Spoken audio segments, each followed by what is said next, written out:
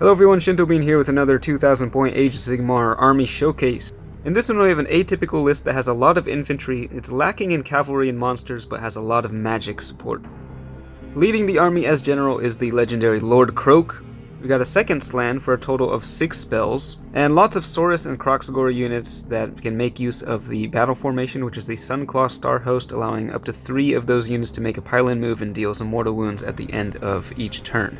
So let's take a look at Kroak, who started off pretty weak in 4th edition, but got some significant buffs that make him a lot stronger. I still can't think of many reasons to bring him instead of bringing a slann, simply because the regular slann starmaster can do many of the things that Kroak can do, while also having the chance to bring back half a destroyed unit in each of your hero phases. But if you're running both at the same time, that's a lot of really powerful spellcasting.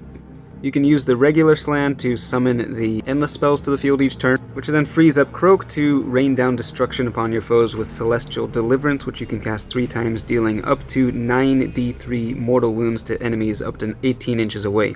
Kroak has a funny ability that can cause him to die after taking just a little bit of damage, but dealing damage to him is quite difficult because he does have a 4+ ward save, so your opponent will really have to dedicate a lot of focus into Kroak to try to take him down, which can spare the rest of your army and give you a good chance for a strong counterattack. The one hammer unit in the army is this reinforced unit of kroxigors, which can deal a massive amount of damage. You can go with regular kroxigors for anti-infantry, or the war spawned variant if you want to deal with monsters. Got a Saurus Old Blood on foot, which is not that great of a hero, but since we're running a lot of Saurus warriors, thought it best to bring him along. The warriors are not that amazing either, but they are reasonably tough, and they'll be the ones holding down the objectives with this army.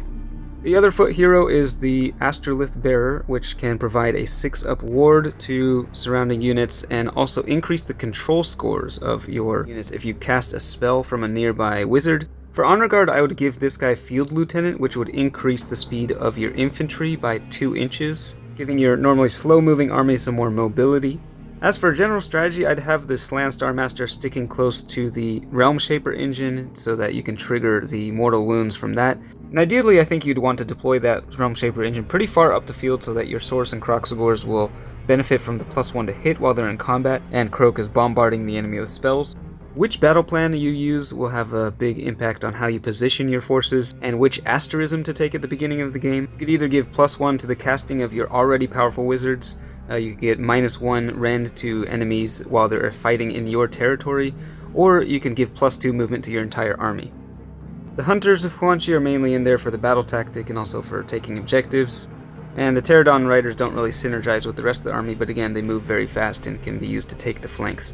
With all the powerful monsters and cavalry to choose from in the Seraphon roster, you probably won't see an infantry-based army like this very often.